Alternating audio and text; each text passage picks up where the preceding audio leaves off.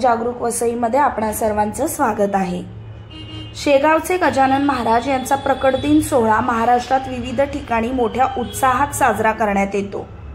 अशातच वसईतील बऱ्हामपूर परिसरात वसई वार्ताचे संपादक आनंद गदगी यांच्या निवासस्थानी सालाबाद प्रमाणे यंदा देखील गजानन महाराज यांचा प्रकट दिन सोहळा संपन्न झाला।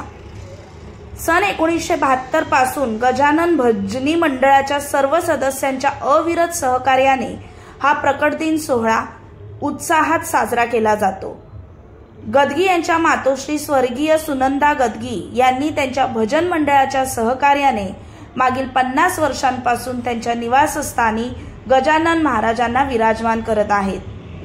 आज त्यांचाच वारसा त्यांचे पुत्र तसेच वसई वार्ताचे संपादक आनंद गदगी अविरत चालवत आहेत। या दिवशी अनेक भाविक दर्शनासाठी हजेरी लावतात। हा सोहळा संपन्न करण्यासाठी गदगी परिवार तसेच भजन मंडळाचे अथक परिश्रम दिसून येतात। या निमित्ताने दरवर्षी गदगी यांच्या निवासस्थानी गजानन महाराजांच्या प्रतिमेचे पूजन व महाप्रसादाचे आयोजन केले जाते आणि अनेक भाविक या महाप्रसादाचा आस्वाद घेतात। या संदर्भात बवियाचे संदेश जाधव यांच्याशी संवाद साधण्यात आला।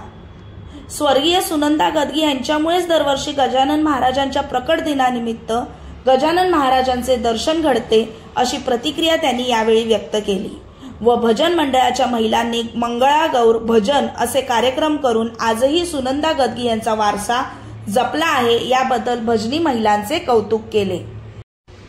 ऐकूयात संदेश जाधव काय म्हणाले। स्वर्गीय सुनंदा गदगी आजी यांच्यापासूनचा आमचा परिचय आणि खरं म्हणजे एक आध्यात्मिक पीठ असल्याचाच हा या ठिकाणचा दर्जा आहे आणि या ठिकाणी आजींमुळेच आम्हाला या ठिकाणी श्री गजानन महाराजांचा प्रकट दिनानिमित्त दरवर्षी या ठिकाणी कार्यक्रमाला येतो आहे। जवळजवळ 25 ते 30 वर्ष मला वाटतं झाली आहेत आणि प्रामुख्याने ते फक्त हा प्रकट दिनाचाच कार्यक्रम नव्हे तर श्री गजानन महाराज महिला भजन मंडळाच्या माध्यमातून आजींनी एक चांगलं महिलांचं एक टीमवर्क तयार केलेलं आहे आणि त्या माध्यमातून आजही म्हणजे आज आजी नाही आहेत पण त्यांचा वारसा आजही त्या महिलांनी एकत्रितपणे सुरू ठेवलेला आहे। भारूड करणं, भजन करणं, मंगळागौर करणं असे अनेक विविध कार्यक्रम महिलांचे जे आहेत आणि जे पारंपरिक आहेत आणि जे आपल्या संस्कृती परंपरेला जपणारे आहेत असे कार्यक्रम आधी सातत्याने सुरू आहेत।